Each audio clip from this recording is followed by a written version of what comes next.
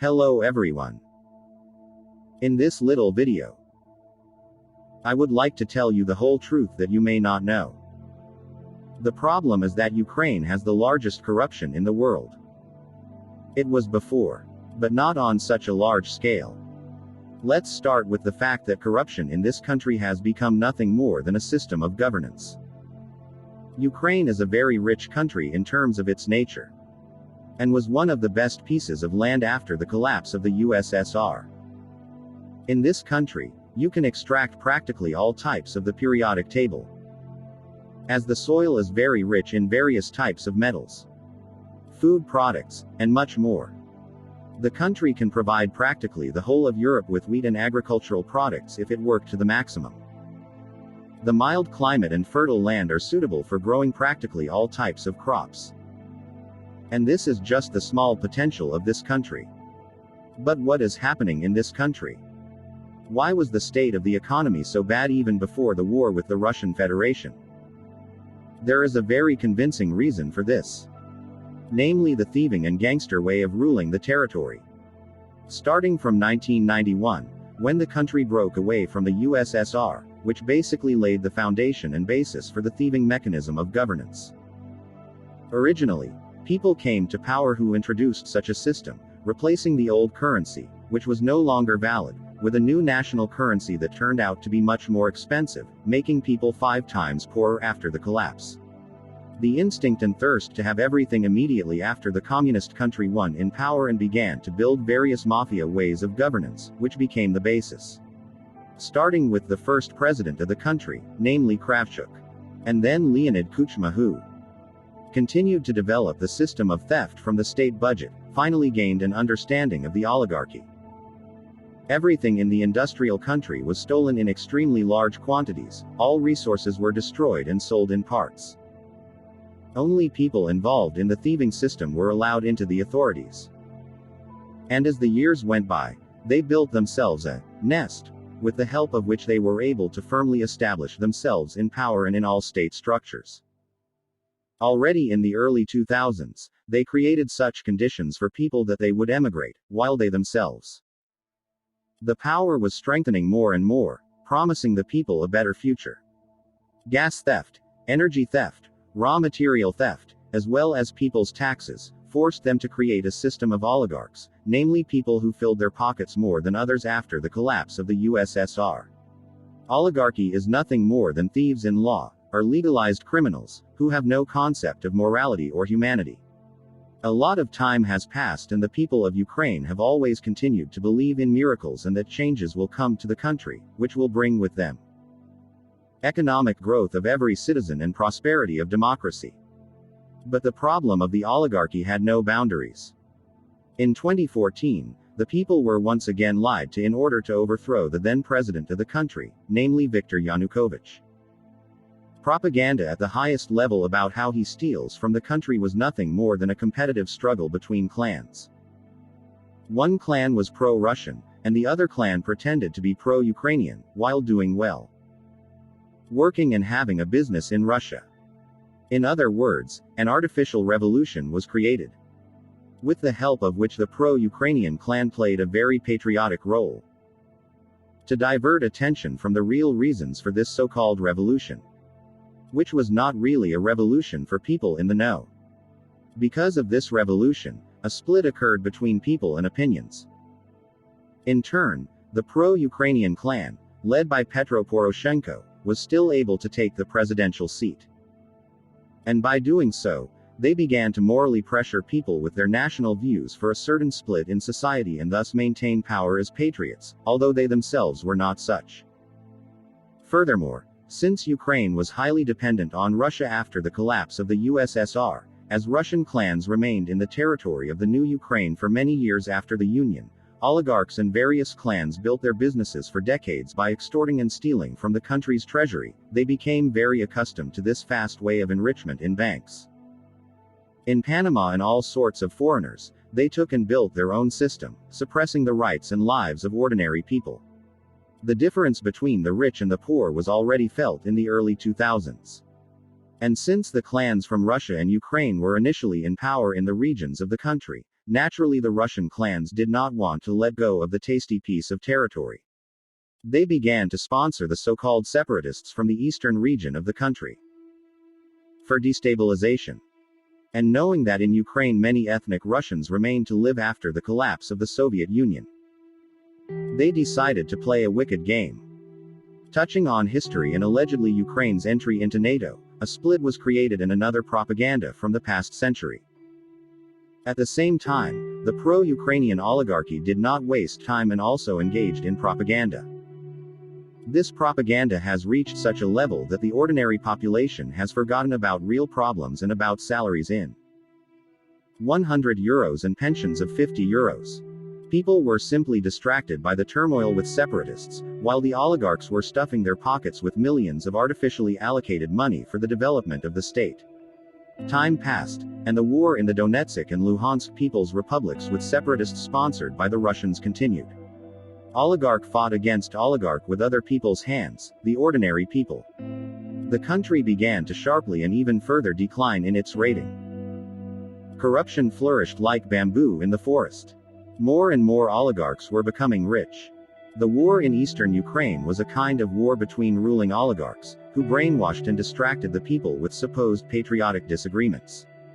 They instilled patriotism and freedom in people, which didn't really exist among them. After all, they themselves became patriots only when they saw an opportunity to consolidate their power and continue filling their pockets. By embezzling from the state budget during the war in eastern Ukraine, they continued to steal from the army and taxes. They built villas in the most expensive areas and bought the most expensive real estate in expensive places in Europe and around the world. Their most expensive cars from top global manufacturers, villas, yachts, luxury brands, and the royal way of life in general divided the statuses of people in the country. It is impossible to imagine that pensioners or disabled people have almost no assistance, and now they have been added to them. Military soldiers. Pensions of €50, but with prices like in the average European country, it forced many people to emigrate and seek their happiness in other civilized countries. A law that doesn't work at all, business seizure, or the destruction of various sources of information led to the concentration of people through manipulation, emphasizing patriotism, and they gained the desired benefit, namely the people's trust in them. People, knowing about all the problems with corruption and dishonesty in the country, about the problems with laws in the hands of people in power, simply forgot. But there was a war in eastern Ukraine, privatization was happening in the hands of oligarchs, and while all this was happening, people were being instilled with hatred and all the responsibility for it was attributed to some Russians who have identical problems but are lucky to have constant gas supply. They suffered because of the loss of control over the territory of Ukraine in 1991. But today we will not talk about Russia. There are reasons to talk about Ukraine, or rather about its government, which consists of clans that have nothing to do with real politics but are still involved in politics. And came to power after Poroshenko, the darling of the public, a well-known comedian and actor, young and seemingly genuine and sincere Vladimir Vladimirovich Zelensky. Initially, his people loved him very much and saw him as the best in the history of their country. After all, he always seemed like a cheerful person. And seemingly positive he also inspired. His promises to end the shootouts in eastern Ukraine played an important role in the elections, where in the end he met with the then acting president, an oligarch, even during the conflict with Russia has business there, strangely enough. If you think about it, isn't it strange that his chocolate is sold by the enemy? Nevertheless, the young and very talented Vladimir Zelensky managed to win the elections in 2019. At that time, there was only one strange thing. Namely that Mr. Zelensky had excellent relations with the oligarch, the bandit, the owner of the country's main bank, a man who took everything from everyone, the so-called Igor Kolomoisky. A billionaire who played a huge role and became Zelensky's sponsor in principle. People knew and understood that these were strange connections for such a good president. Maybe he is not what people thought. But time showed and put many dots over the I. Even before the start of the war, Zelensky's rating dropped significantly among his supporters. People felt deception and empty promises, just like in the early 2000s from others. People felt used once again. But at the same time, shootouts with separatists fully sponsored by the Russian Federation continued. People were still leaving from the country, in search of new stability. Meanwhile, Zelensky was warned by the Pentagon about a full-scale invasion by Russia. At the helm of Ukraine, everyone knew about the reality of the invasion at that time. But at the same time, no one warned the people about the invasion, and through various channels, they continued to instill calmness in the people.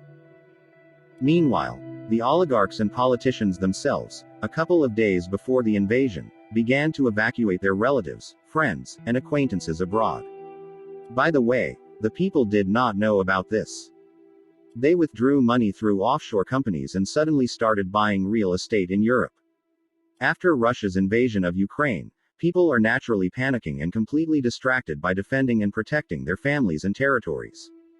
And here comes the moment. The moment for the authorities. The president and his own selected company immediately adapted to various economic inflows into the country, receiving billions of euros in aid, while stealing 90% of it. They also started privatize what has not yet been taken from the people. The law has become inactive for the ordinary citizen. All TV channels that showed any kind of criticism towards the authorities were simply closed, at best. They have completely taken everything for themselves. At the same time, they are instilling in ordinary people that there is a war going on and that they need to defend the country and the territories of Ukraine. But none of them or their relatives, friends, acquaintances, or simply neighbors went to fight for the country. They, on the contrary, came up with another way to steal from the poor people who were already poor. Specifically, it is the collection of money for the army, or so-called donations. During the month of war, hundreds of different donations were invented, most of which were controlled by people close to power. Many of these donations never reached the intended direction. Many simply turned into villas in Spain and the coolest cars. Nevertheless, Ukraine needed help like never before. The United States and the European Union allocated billions of dollars in economic aid since the beginning of the war, but the question is, where is it? Meanwhile, people and children are disappearing in the country. How many missing without a trace? There is a crackdown on businesses and human rights violations. The authorities of Ukraine are loudly proclaiming that they are fighting corruption, but they themselves are leading it. Human rights do not work in Ukraine for ordinary citizens. The country has the lowest salaries and pensions for ordinary people. Please look on the internet how much property Ukrainian oligarchs have it. Does the world not see what is happening? This is only a small part of what I roughly described in this text. The help of the world goes into their pockets, people suffer and die like insects. The power of the country is completely engulfed in corruption. They call everyone who is against them traitors or collaborators. People simply disappear. I am sure that not all of them are collaborators. Maybe they just got in the way. The stage of dictatorship in the 21st century is fully underway. Ordinary people, men are taken away by beating them in the middle of the street in case of resistance to go and fight for this corrupt government and their millions. Immediately ordinary people are put in the front lines for extermination. How many people have they made disappear without a trace so as not to pay their families after death in war? How many women and children have disappeared or been sold into slavery or for organs? By the way, they recently released a child trafficker on bail. How can this be in a civilized country? Do influential countries not have the power to influence this? The complete extermination of ordinary people is happening. I ask influential people of the world not to remain indifferent, but to help ordinary people. There is no need to listen to this corrupt government. We need to listen to the people. We need to establish order in the country regardless of whether it will be in NATO or not. During the war, the authorities of Ukraine allocate the money sent to them. Help against war by any means, thereby laundering the state budget. This is just an example. To the stadium during the war, to the sidewalks while everything is collapsing and there is a shortage of clean water in the south, to the drums for bomb shelters, to the TV series on the main channel, to various unnecessary events at a time when people have nothing to eat, to various manipulations that are now inappropriate. And all this, during the war. Hundreds of millions of euros are spent on laundering their theft. After which Mr. Zelensky arrives at another summit and pretends to be the biggest patriot of his nation. It's very funny to watch. And the understanding of his hypocrisy just makes you pay attention to what's happening. In the last few years, the oligarchs have become even richer, and their ordinary people have become new oligarchs. Journalists have repeatedly noticed the purchase of luxurious plots of land, transferred to their relatives or dummy individuals. If the European Union were somehow interested in this, it would be a huge step in the process against these clans, oligarchs, thieves, murderers, and their next people. In our time, everything can be learned, as well as seen where many stolen funds are allocated. I would very much like for this to spread and for people who live their only life, who dream of dying because of poor, the most mercenary and corrupt power. I would like for them to start living normally, in accordance with their rights and the law, which should work for the people, not for clans.